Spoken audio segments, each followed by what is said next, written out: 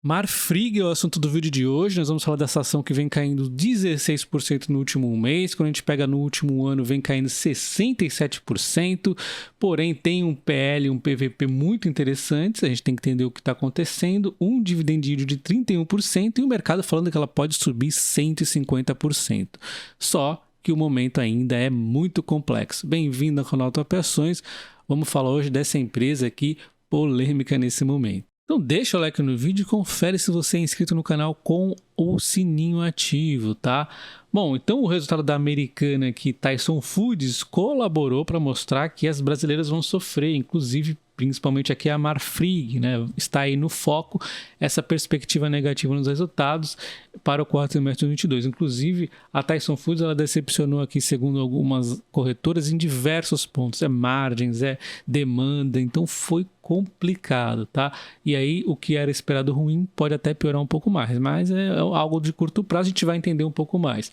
Olhando o lucro contra a cotação, a gente observa que realmente o lucro foi subindo, a cotação foi subindo e de repente o lucro não caiu, porém a cotação despencou aqui da Marfrig. Será que realmente isso é uma oportunidade? É aí que a gente tem que entender se isso aqui é uma armadilha ou nada mais é do que uma precificação. Será que vai cair mais? Será que de repente, mesmo caindo, tem uma possibilidade de grande alta? Isso tudo aí cada um vai ter que analisar, né? Mas a gente vai ver que o cenário de curto prazo ainda é complexo. A gente vê a margem EBIT estava a patamares muito menores e de repente deu esse salto monstruoso, né, de 2020 em diante principalmente, e agora ele dá uma quedinha, mas ainda assim uma margem gorda, né? Observamos aqui o dividend yield, não era uma pagadora de dividendos, de repente pagou bons dividendos aqui recentemente, tá? Em termos de PVP, deu uma despencada muito abaixo da média, mas tem a aquisição da BR Foods, está dando uma baguncinha aqui nos números. Eu não gostaria de analisar o PVP neste momento ainda, tá? Inclusive o PL também, né? Isso tudo leva a um valor intrínseco de Graham de uma potencial aqui margem de 513%. Então, de novo, eu não gostaria de, neste momento, olhar isso. Vamos olhar outras coisas, tá? Mas, quando a gente olha o mercado sabe disso, as corretoras sabem de tudo isso e eles fizeram uma precificação aqui muito positiva para a Marfrig. Então, a gente vê a Marfrig aqui cotada a R$ 7,00. O consenso diz que o preço justo dela é R$ 17,45, que dá uma margem de 149%. A BTG diz que o preço é 17, dá 143. A XP diz que é 21,50, que daria 207 de margem. Mas a Genial é a mais pessimista aqui das corretoras que eu costumo acompanhar e está com preço justo de 12, que dá uma margem de 71%. A Safra eu desconsiderei porque o preço justo dela está desatualizado, já teve dividendos, a gente tem que descontar do dividendo os preços justos aqui. Enfim, então nós temos essa aqui, todas aqui ó, com 150, 271% a mais pessimista. No meu entender, as quedas da Marfrig estão pautadas em duas questões principais. A primeira, principal de todas, é a questão das margens que foram para as alturas e muito provavelmente elas devem cair, né? Então o mercado começa a precificar isso, inclusive nas cotações como nós vimos. E essas margens aqui no momento de alta, o que a empresa fez com isso? São esses dois pontos aí. E quando a gente entende aqui os principais pontos que fizeram, né, aumentar as margens aqui da Marfrig, foi o momento da pandemia onde o cut-out ratio foi subindo de uma forma monstruosa, até chegou a cair no primeiro trimestre de 2021, mas já subiu novamente no segundo trimestre de 2021 e continuou nessas margens aqui anormais, tá, de cut-out ratio, o spread aí muito alto. Chegou a 2,46, na sequência a gente vendo aqui 2021, deu uma quedinha, mas ainda continua na casa dos 2 aqui por muitos trimestres, então isso tudo aqui fez uma geração de dinheiro para a empresa muito gorda, né?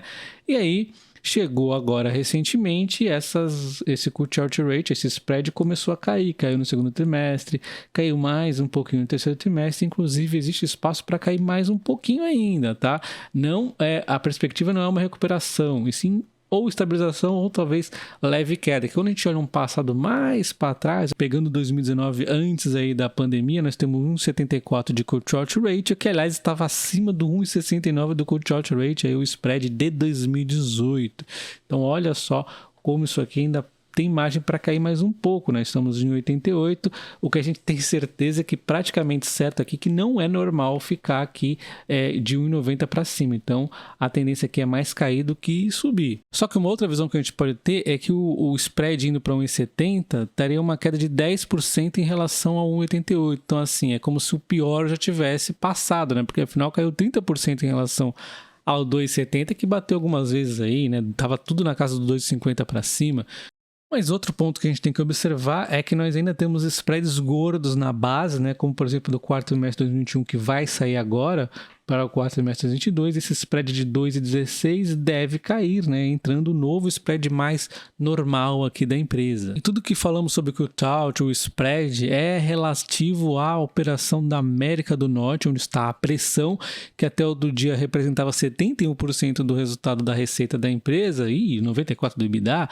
Hoje ele vai reduzindo para 41%, porque isso aqui vem uma resposta também do que a empresa fez nesse momento de ouro dela aqui, não foi deixar a alavancagem zerada, tudo redondinho para ir rodando mais à frente nos momentos difíceis. O que ela fez, na verdade, foi buscar uma diversificação, buscando a BR Foods. Então, hoje ela tem aqui como a receita da empresa na última foto, 39% na BR Foods, 20% na América do Sul e 41% na América do Norte. Então, houve uma diversificação da sua receita, foi isso que ela fez nesse momento, mas ainda assim a gente vê o EBITDA, mesmo com a BR Foods ajudando aqui a compor o EBITDA, a gente vê uma grande pressão aqui acontecendo na América do Norte. Olha só o quanto que foi prejudicada essa questão do Q-Tout. E também temos aqui a América do Sul até dando uma respirada. Mas essa diversificação não veio de graça, a empresa fica aqui com uma alavancagem um pouco complicada por um momento aí um pouco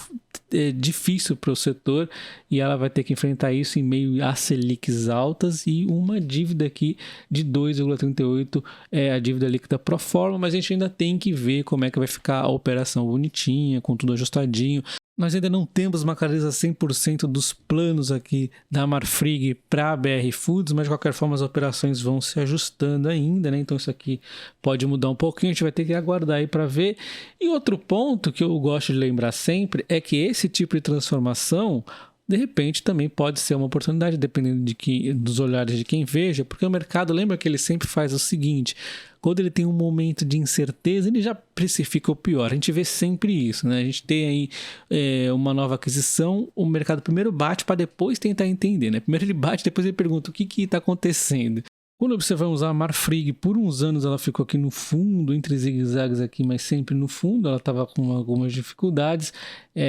Depois de 2019 ela começou a subir bastante, veio a pandemia, ela deu uma bela de uma recuada e depois, com tudo aí melhorando ainda mais, né, aquele cenário atípico de Q-Tout, ela simplesmente disparou mais de 400 e poucos %. Então foi uma porrada que depois veio uma queda monstruosa. Se a gente observar aqui, ó, a alta foi de 440% e a queda hoje aqui até o momento nós estamos em 68%. Se a gente vê aqui um próximo fundo que ela poderia de repente fazer, não estou indicando compra nem nada, ela poderia cair aqui nesse fundinho caindo mais 9,5%.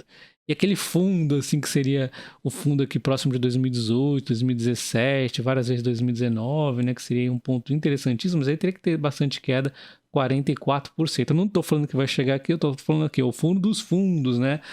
Não estou fazendo análise gráfica nem nada, só estou aqui comentando para vocês, tá?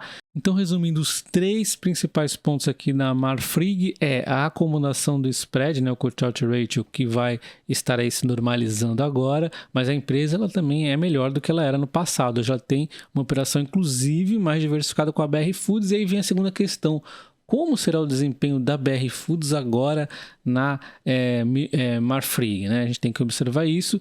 E também vem na mesma questão aqui o endividamento da empresa, que não é absurdo, mas a gente tem que ver como é que vai ficar se acomodando aí nos próximos trimestres isso. E a questão da Selic, que está pesando aí no mundo inteiro e no Brasil muito também, né?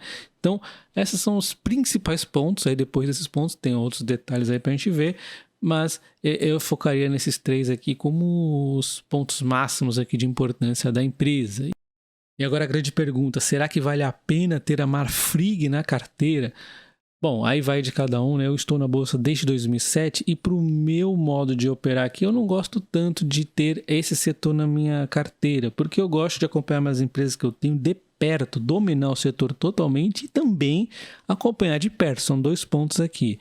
Mas eu não vejo problema, no meu entender, quem está aí na bolsa há 1 ou 2 anos ter esse setor aqui que, embora seja meio complicadinho, se a pessoa tem um mínimo entendimento aqui do como funciona e ter um percentual controlado, acho que não tem problema. Agora, pessoa que quer aí ter de repente 20% da carteira, 15% da carteira numa ação como essa, eu acho que tem que estudar bastante e acompanhar de perto. 2 pontos: entender muito o setor e continuar acompanhando, né? Porque é um setor bastante volátil que exige aí geralmente entradas boas, de repente da estratégia da pessoa, de repente até vender na alta, vai de cada um também, né? Enfim, eu sinto muito mais confortável, por exemplo, com a Vale. Me sinto à vontade pra caramba com a Vale, com empresas petrolíferas, né? Mas essa aqui não tanto. Eu sempre dou uma olhadinha nesse setor e tal, mas não é um setor que eu gosto de encarteirar, tá? Então deixa o like no vídeo e comenta aí se você tem ou pretende ter a Marfrig. Um abraço, até o próximo. Valeu!